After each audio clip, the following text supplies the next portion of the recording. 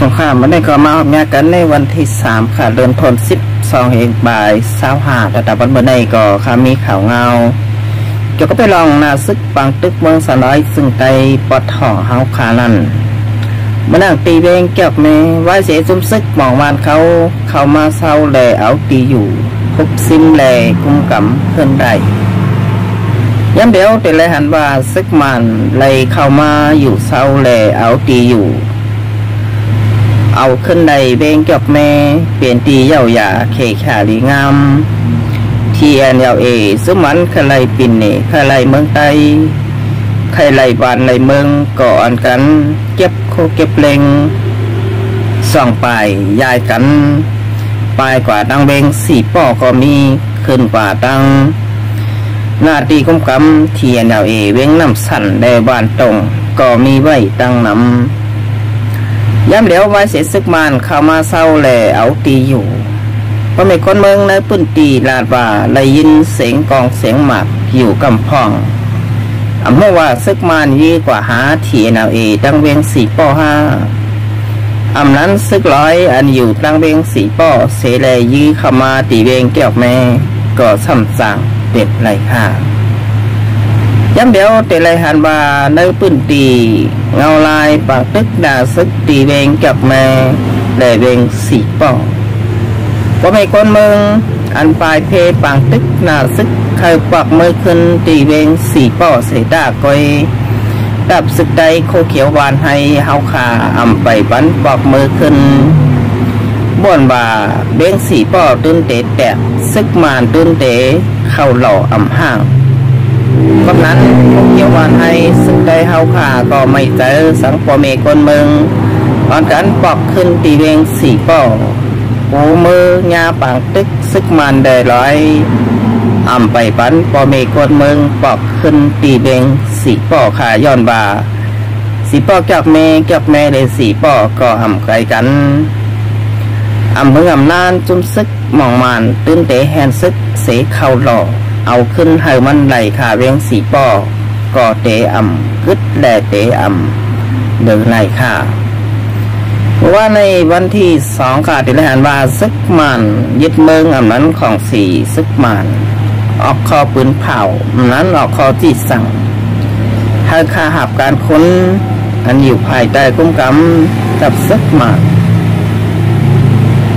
ภายของ4 ทับซึกมันเขาลาดบ่าให้ข้าหับการค้นอันมีอยู่ในปื้นตีเกาหลีอันอยู่นอกปื้นตี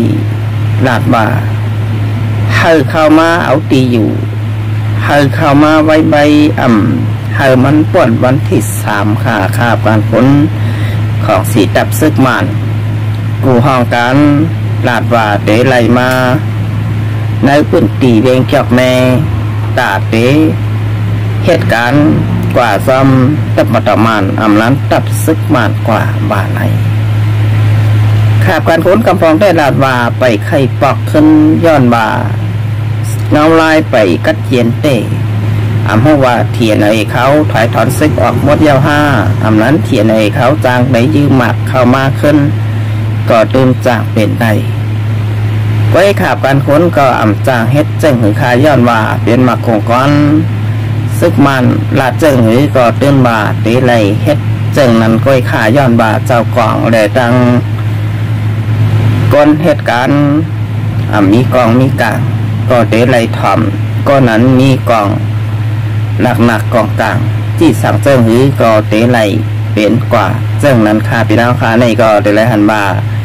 เงาลายตีเวงจับแม่ซึกมันเขาขุบซิมไหลเย่าหยาเขชาลีงามซึ่งมานเขาเลยป้อต่างเคียบพังเต็มกว่าเสียงมดขาในเวียงจอกแม่ยามเดียว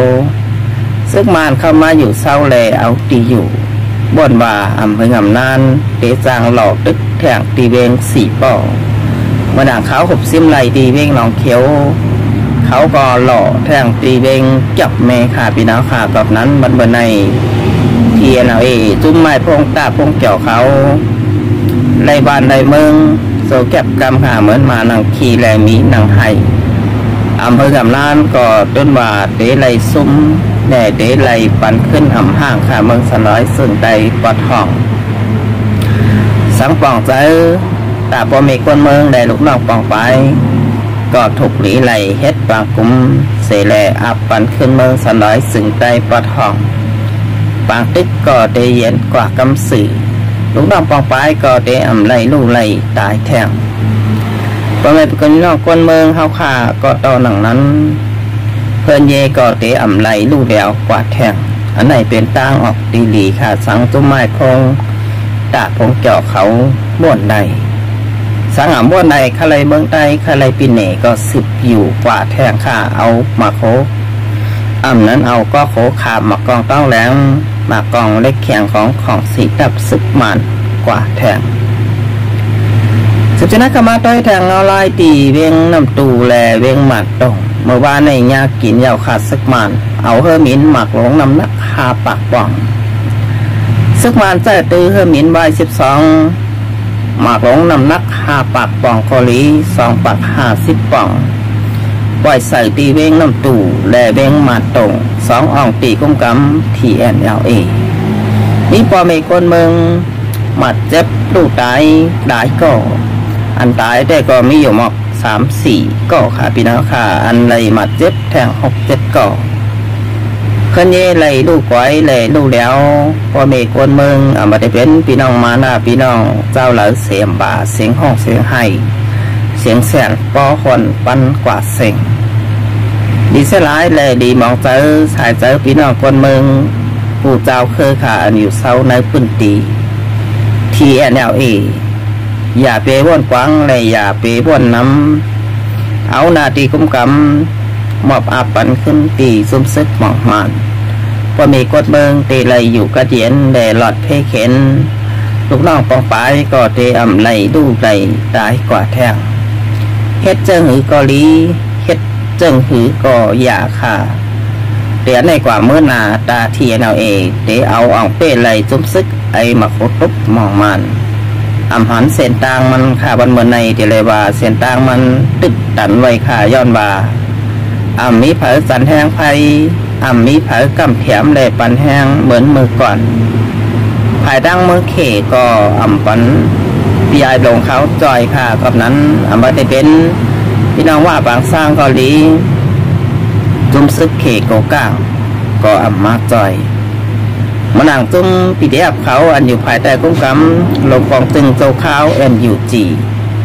ก็บ่นว่ามาจอยเยี่ยวขาย้อนว่าพอมาจอยก็ตายมากองก็ซุ่มหลายก้อยพอตึกไหลซ้ำขันไหลปิ่นเน่ขันไหลหักก้อยไข่ปันเผาค่ะกับนั้นวันเมื่อในตาTNLAเตอยู่กว่าแข่งเมืองสนอยซึ่งใต้ปอดห้องนั้นข่าวยามมันกึดเก๋เตะขาพี่น้องค่ะบ่นว่าเพิ่งนานยังงานได้ยังหมายซุ่มซึกไอหมองมานเขา